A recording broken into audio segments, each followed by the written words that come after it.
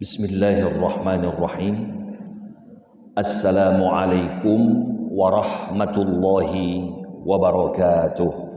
Waalaikumsalam warahmatullahi wabarakatuh. Alhamdulillahi rabbil alamin.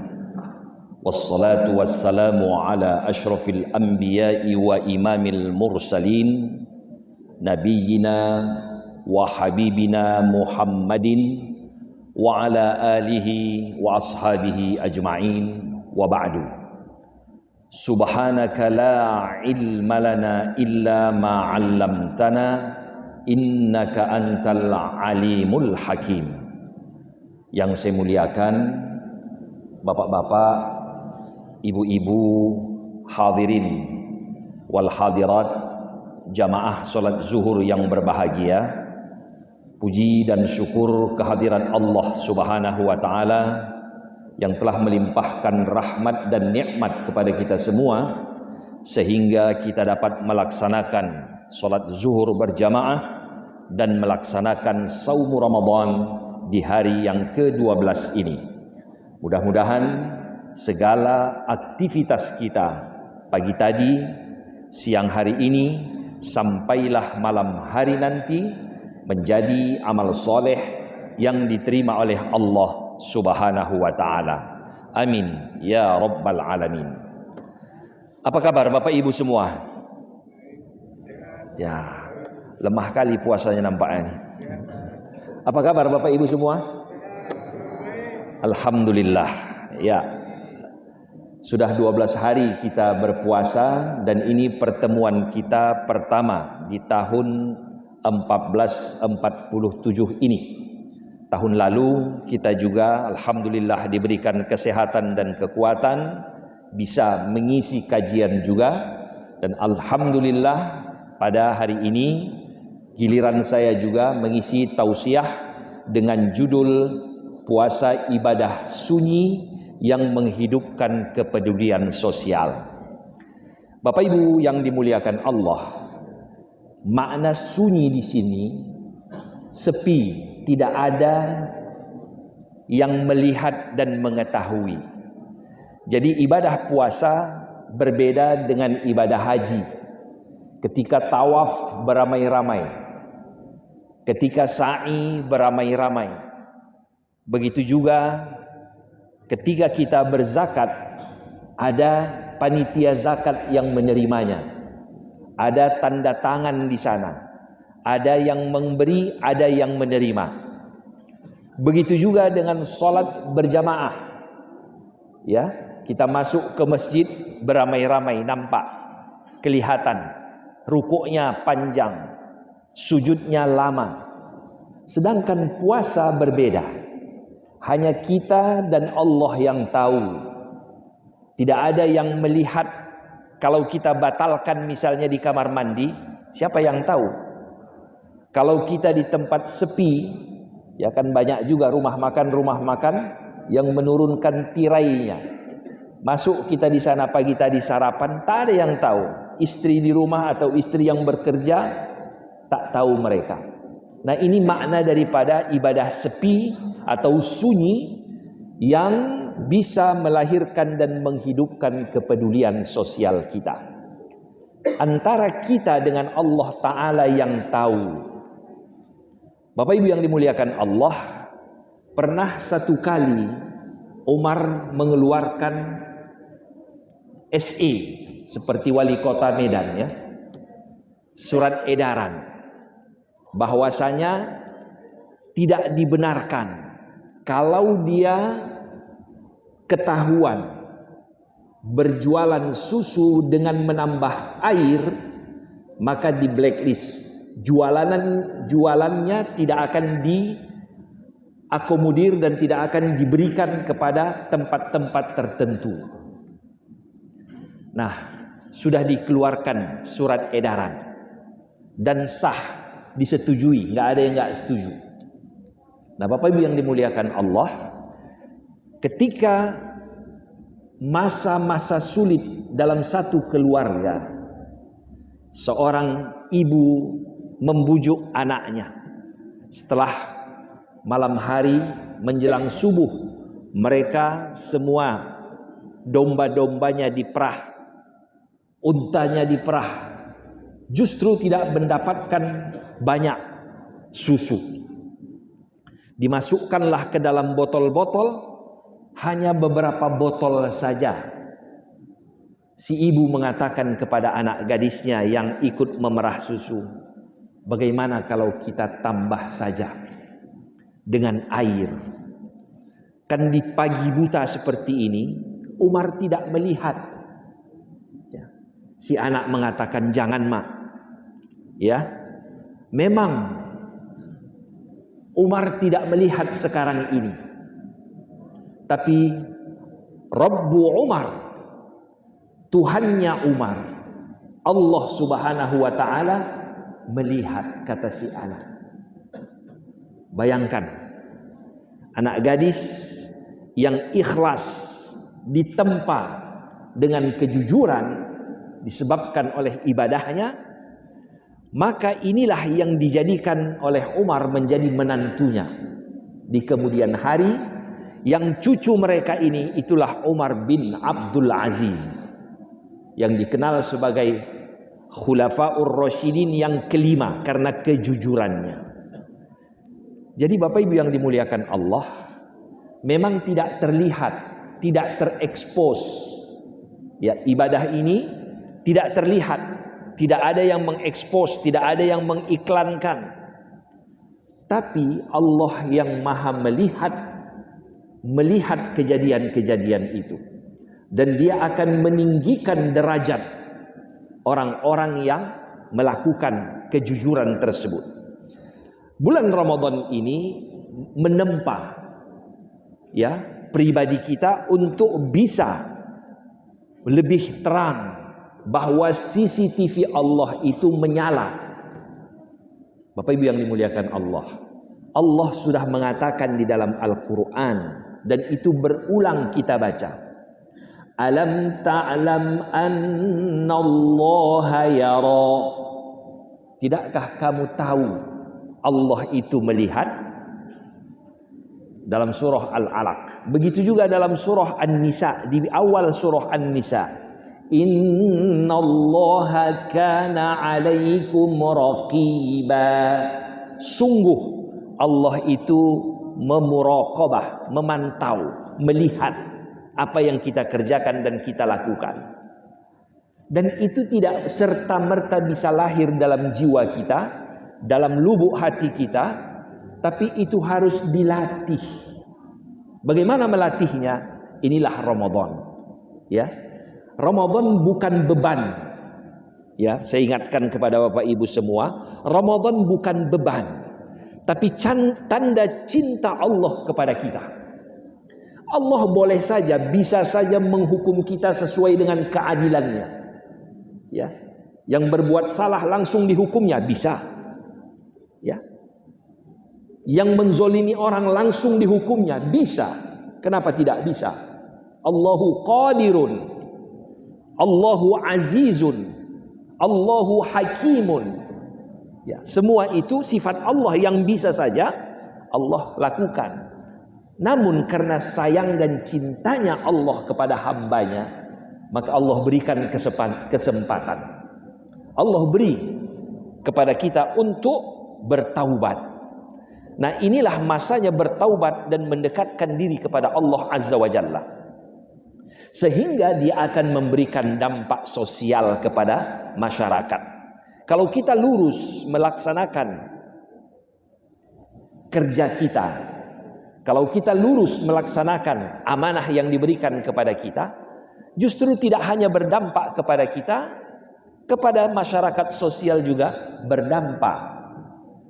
Itulah yang dimaksud dengan ibadah sunyi yang memberikan dampak sosial kepada masyarakat.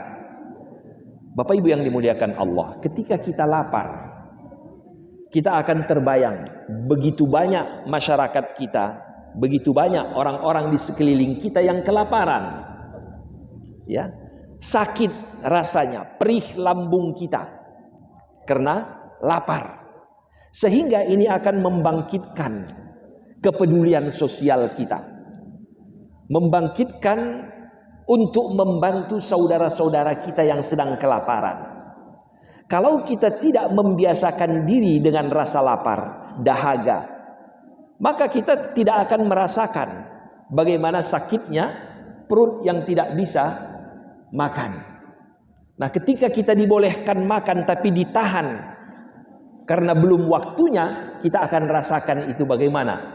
Hidangan sudah disediakan keluarga dalam meja hidangan, ya.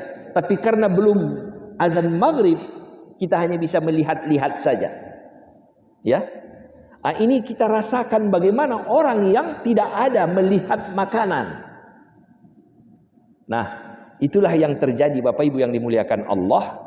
Pada satu saat Allah menurunkan ayat, wa yut'imuna ala hubbihi miskinan wa yatiman wa asira.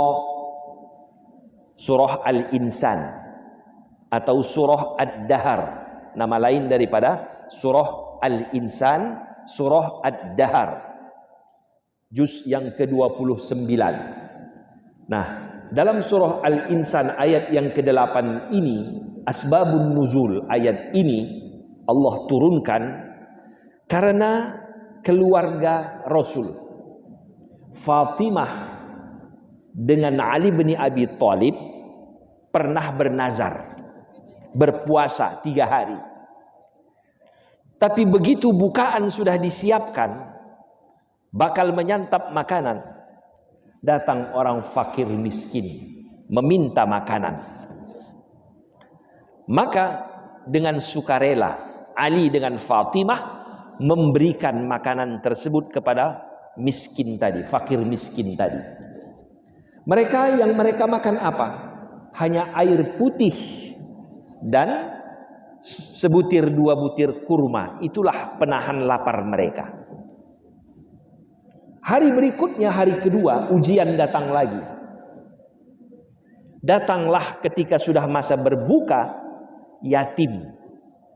Ya, anak yatim meminta makanan kepada mereka. Hari kedua juga, maka Allah puji mereka, ya.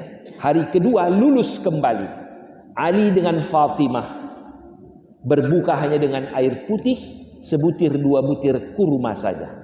Makanan yang pokok, gandum yang dijadikan roti, diisi dengan daging atau sandwich bahasa kita sekarang, itu tak dimakan karena tidak ada, diserahkan kepada anak yatim yang mengetuk pintu ketika mau berbuka.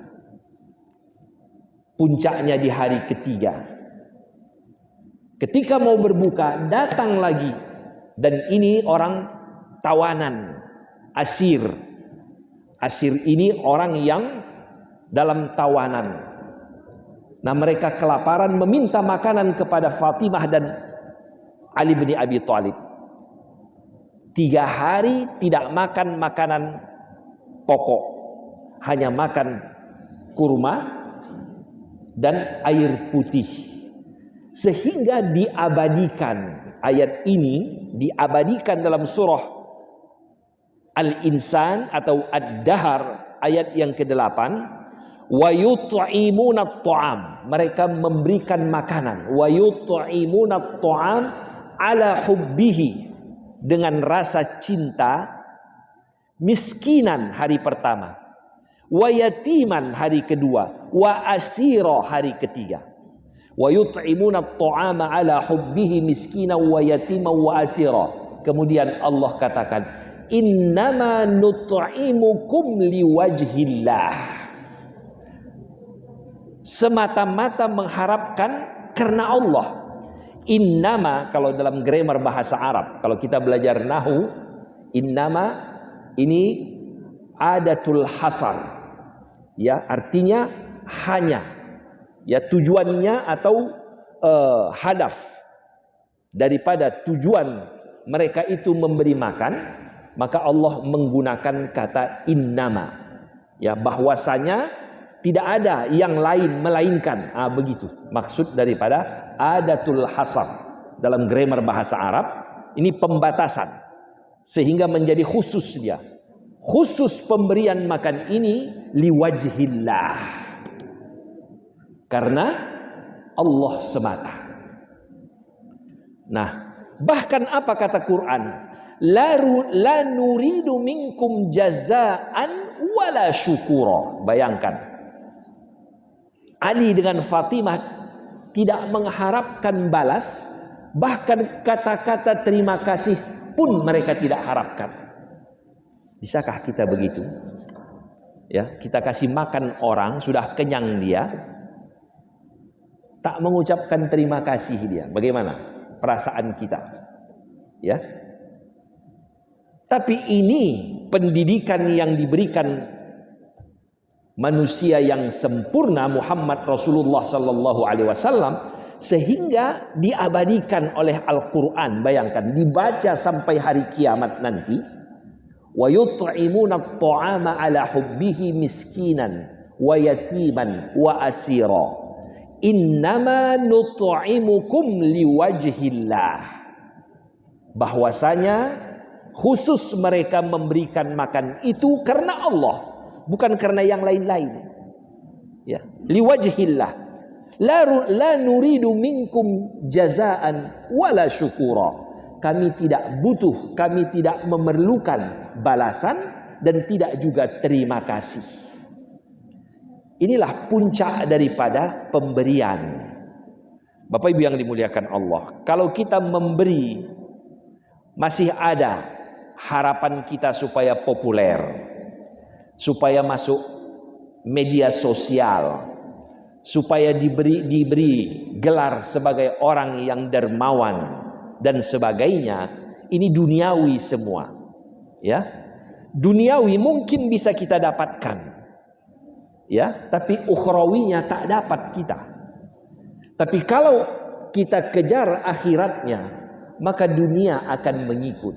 Nah, disinilah ilmu kita terkadang tidak sampai seperti yang dilakukan keluarga Fatimah dengan Ali bin Abi Thalib.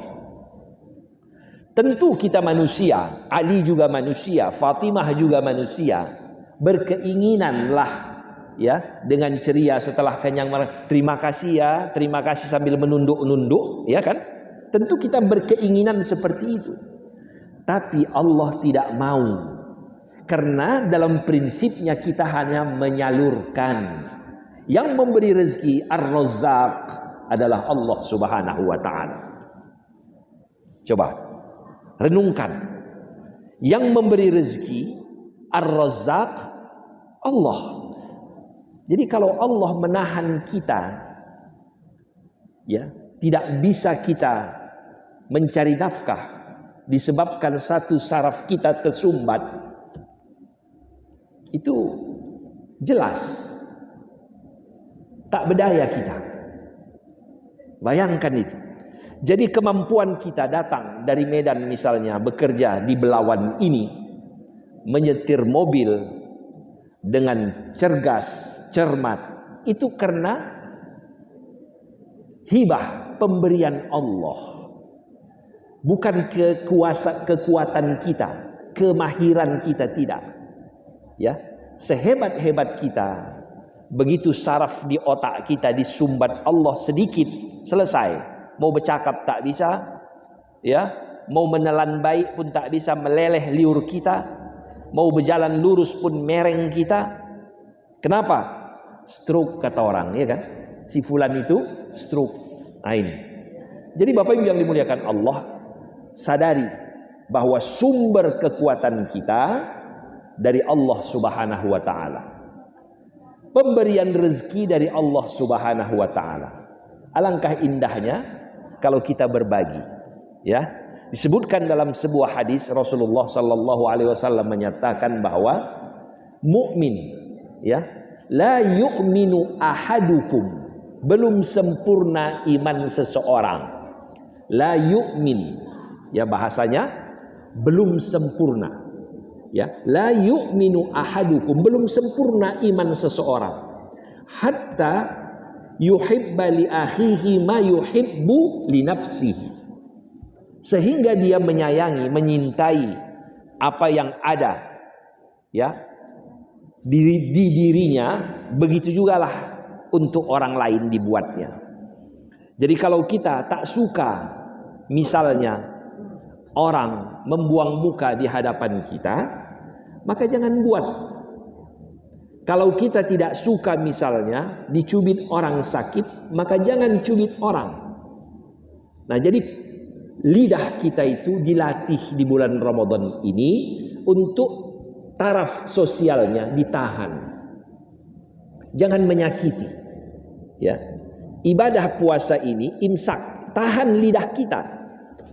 Jangan kita menyakiti orang lain dengan lidah kita, dengan cakap kita. Ya.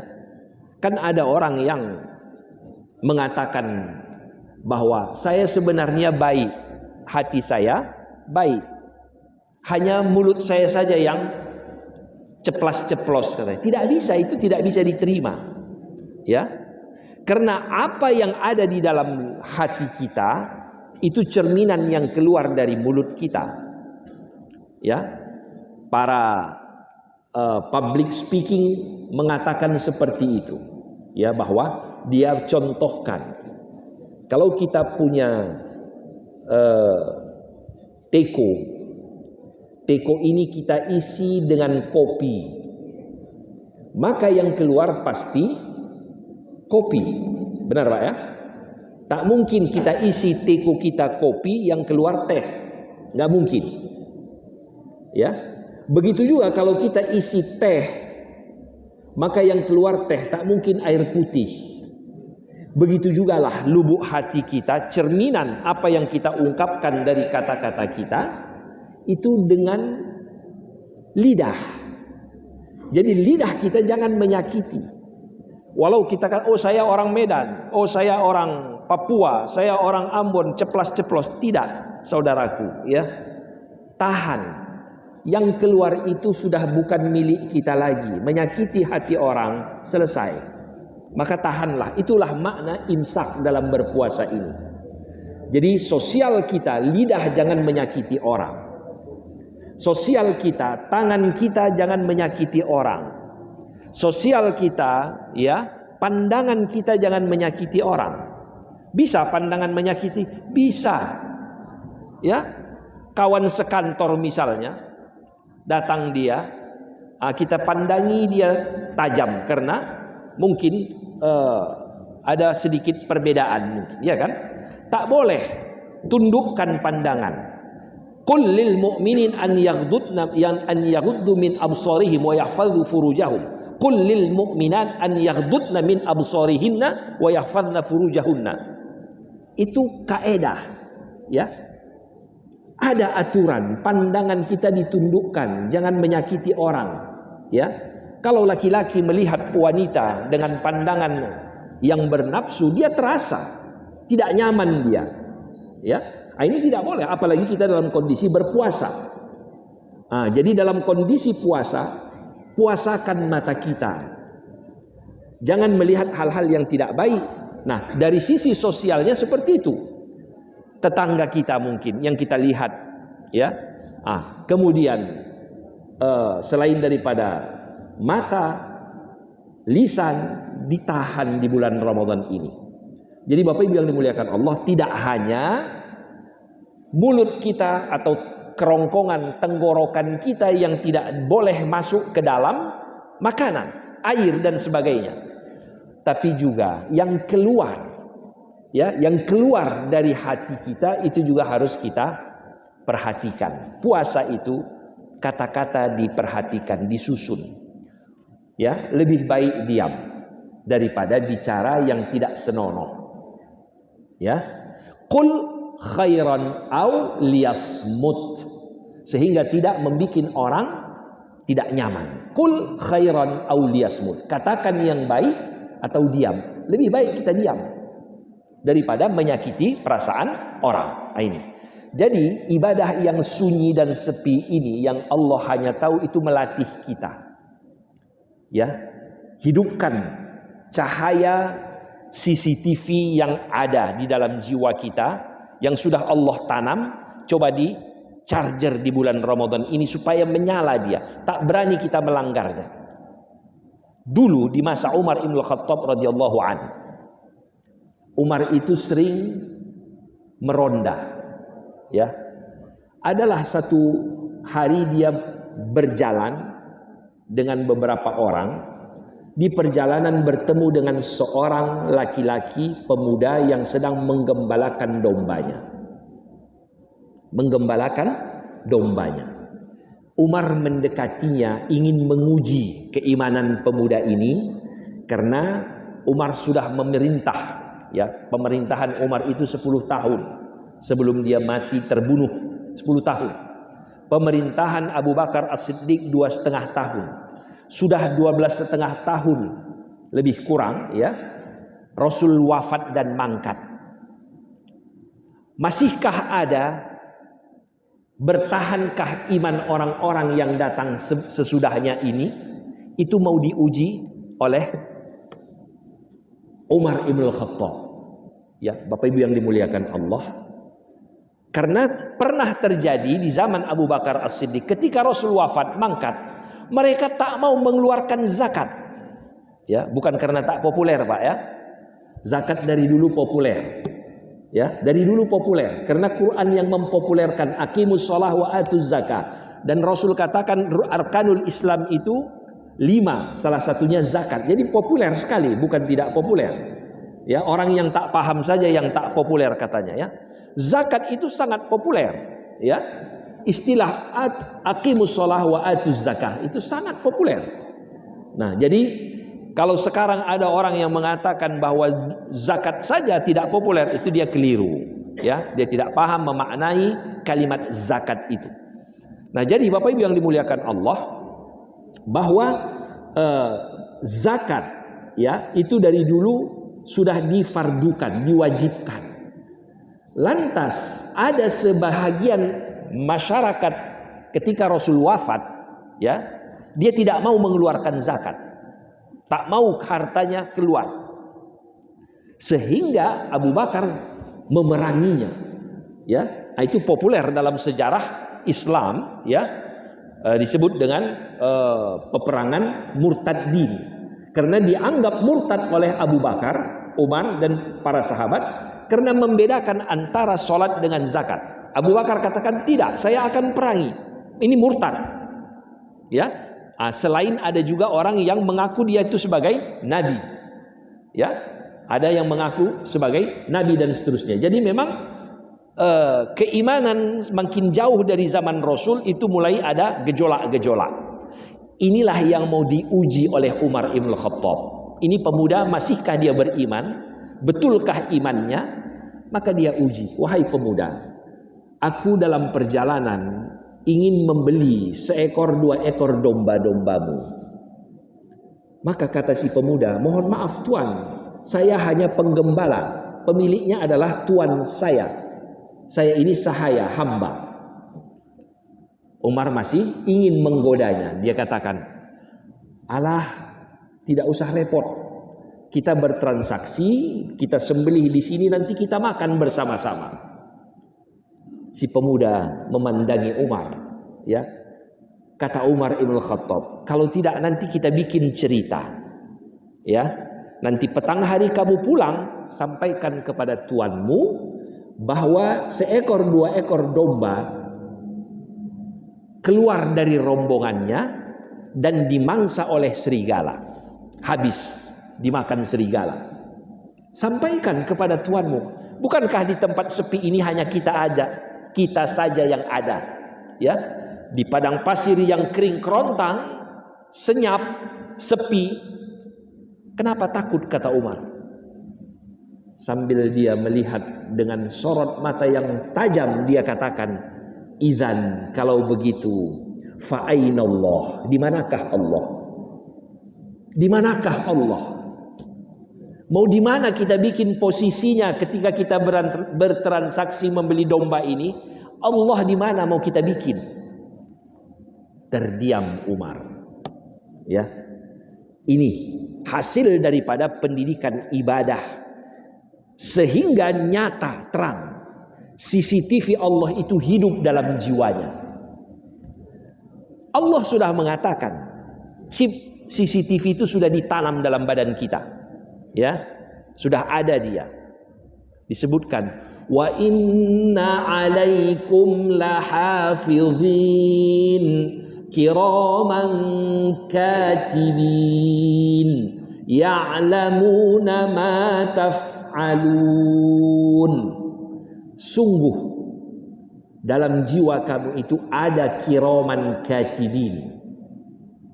Dia tidak sebut CCTV atau kamera, tidak. Kiraman katibin itu istilah yang Allah berikan di dalam Al-Quran. Ya'lamuna ma taf'alun, dan sangat tahu dengan apa yang kita kerjakan dan kita lakukan. Bayangkan, seorang pemuda di tempat yang sepi, tidak ada siapa-siapa, dia tidak berani melanggar aturan Allah. Manakala kita di tempat yang ramai, di kantor yang ramai, kita mampu memarkup laporan keuangan kita. Kita mampu mengurangi proyek kita, ya, nilai proyek kita. Kita mampu menzolimi orang bawahan kita. Kita mampu tidak mendisiplinkan diri kita. Fa'aina Allah, di mana Allah? Hadirin yang dirahmati Allah. Jadi berikan dampak yang positif kepada lingkungan kita, sosial kita. Ibadah puasa ini memberikan dampak sosial yang baik kepada kita. Maka oleh sebab itu, mari ya, ingat, Allah itu sudah ada pantauannya yang disebut dengan kiraman katibin. Sedangkan Ramadan ini itu untuk melatih kita mencarger agar kiranya kamera yang ada ini terus menyala dan kuat nyalanya, sehingga kita tidak berani melanggar aturan Allah. Itulah puncak ibadah yang disebut dengan ihsan. Ya, ihsan itu beribadah ka'annaka tarahu fa illam takun tarahu fa innahu yarak. Lihat, kalau kamu beribadah, ya, bayangkan Allah melihatmu dengan nyata.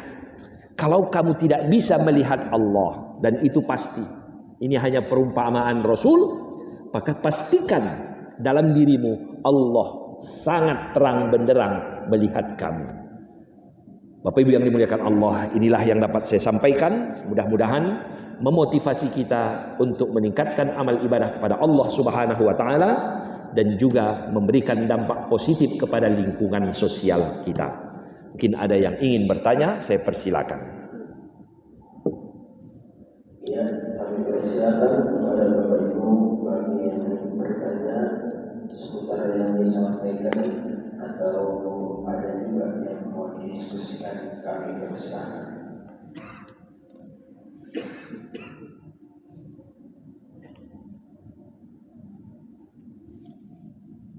Ya.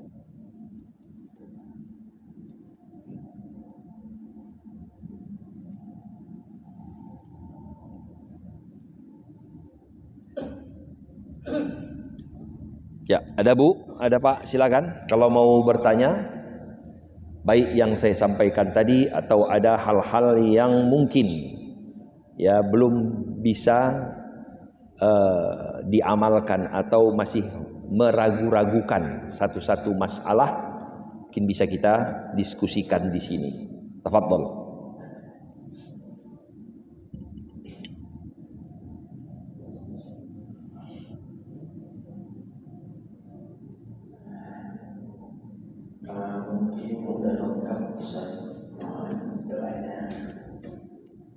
Baik, Bapak Ibu yang dimuliakan Allah, mari kita tutup pertemuan kita ini dengan doa kafaratul majlis.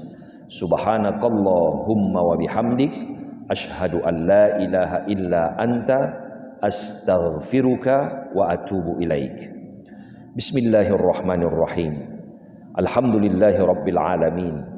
Wassalatu wassalamu ala asyrafil mursalin wa ala alihi wa sahbihi ajma'in. Allahumma anfa'na bima 'allamtana wa 'allimna ma jahilna warzuqna ilman yanfa'una ya arhamar rahimin. Allahumma innaka afuwun karim tuhibbul afwa fa'fu 'anna.